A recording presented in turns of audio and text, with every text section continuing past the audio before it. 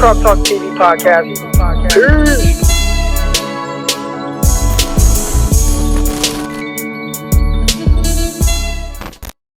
Peace. So you had Trey Lance, and one thing I noticed, even more so than like Jimmy Garoppolo, and I think there's different ways that people view this, right? He was, I guess, a little reluctant to take the check down consistently. It seems like he is looking downfield, and that could potentially lead to a sack or two because his eyes are 10 yards and past. So even on the play where Brandon Ayuk dropped that first, it was like one of the first passes early where he stepped up in the pocket, rolled out, then threw a dart to Brandon Ayuk, and he threw it in between. There were kind of like three defenders. I mean, he put it on him though, right there. Like, there's no excuse to drop it. But it showed me like, man, there's definitely a different level of aggressiveness with the way that he's kind of viewing the field and how he wants to play. And that's what I want. Like, throw the ball downfield, like throw the ball to these guys, and it's exciting to see. But could that also kind of potentially work against him to where now he's holding on to the ball a little too long and starts to take sacks that are a little unneeded because maybe there is a guy open in the flats? Right. But how do you balance that? How do you balance that aggressive mindset with taking the check down? It's tough, especially like I said, first game. The nerves are there, the anxiety is going to be there a little bit, the excitement's going to be there. You want to show what you got. You want to be able to punch the ball down the field. There was a few, obviously, that I noticed where they were doing the man blitz stuff or some of their zone blitz stuff, but a lot of times they'd bring 5 or 6, and there was guys underneath. Like right away, there would be an under route coming across, and Trey Lance's eyes are upfield, and he's taking a sack on that play. And I think it stuck out to me twice where it was almost the same type of thing where we had an under route check down for him, and he does have his eyes upfield. They bring pressure, and instead of noticing the pressure, his eyes were upfield, and instead of dumping it off to one of the slots coming across or one of the receivers coming across, he ends up taking a sack. So I think that it's hard to – obviously, we're not in that position, so just given the fact that he's looking downfield and trying to make those plays downfield is exciting, right? Like we're wanting to see that. We're wanting to see him take some of those risks. But at the same time, I think it's going to come with film study, being able to process that information, the defense that you're going up against, as a rookie, being able to see those blitzes a little bit sooner and recognize when there is going to be somebody hot underneath that you have to check down to versus, okay, I got a 5-man pressure with 5-man protection. I'm okay. I'm protected. I can look downfield and trust my line. When they're bringing 6 and the back's out, obviously you're going to have to be hot off of somebody. And we had those under routes that were able to replace the blitzing linebackers.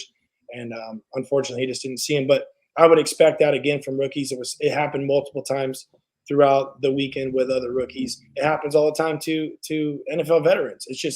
That's just the defense winning that certain play, right? You're trying to take a shot down the field, or you're trying to look a little bit further downfield than you should be. You get greedy sometimes, and the defense wins.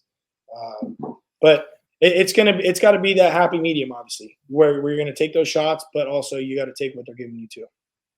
Right now, there are a lot of people that will watch that game and they see the final numbers. And I mean, again, regardless of the numbers, there were a lot of things that I saw that were very encouraging from his play and really what I want to see out of my quarterback. But with the things that he does need to improve on, are those things that he's going to get better at by just sitting and watching film? Or is he going to have to continue to play, get those reps, even if he's the day one starter, and really kind of work through those things as he progresses as a quarterback? I think both. I think that just goes with any quarterback, not even necessarily a rookie, but a year 2, year 3, year 4 guy, where you're still finding ways to get comfortable with the dudes that are around you. There's new guys that have come in. There's new linemen that are in there. As far as the film watching, that's obviously going to happen. He's going to watch more film. He's going to be able to break things down. He's going to be able to see the mistakes that he made. I guarantee they sat in there, or they're sitting in there today, and they're watching the game and exactly what well, they probably watched it yesterday, but as far as what he did or what he could have done different, seeing the blitzes, seeing those the tendencies from the defense, right? And it does. It goes with film watching and being confident in what you see pre-snap and having an idea of what they're doing. So I don't know how many protections he was changing. I didn't see a lot of it, and I wouldn't anticipate a lot of it the first, 4 or 5 games from him anyways, as far as changing those protections. Not a ton, at least. And they'll probably rely more on the center to do so. But just being able to sit back there and take those hits again, right? Because Trey Lance didn't play for, I don't even know how long it's been now. I guess it's almost been 2 years, right, since he's been on Right. a year and 8 months or so. So just to be able to get back in there and take those shots again and feel the live fire, the more he does it, the more comfortable he'll get. The more comfortable he'll get with the offense as well. So I would anticipate next game some of those mistakes that he made, as far as not hitting checkdowns or not taking the things underneath, would probably be a little bit more eliminated. But again, I want to keep seeing him throw the ball down the field. I want to, even if it's forced a couple times in preseason, it's all right to do that stuff during preseason. Let's see what he's got. He's showing us what he's got as far as the arm talent. Some of the rollouts he threw. That one, the first one was dropped. He rolled out, got out of pressure, drove it. It was dropped.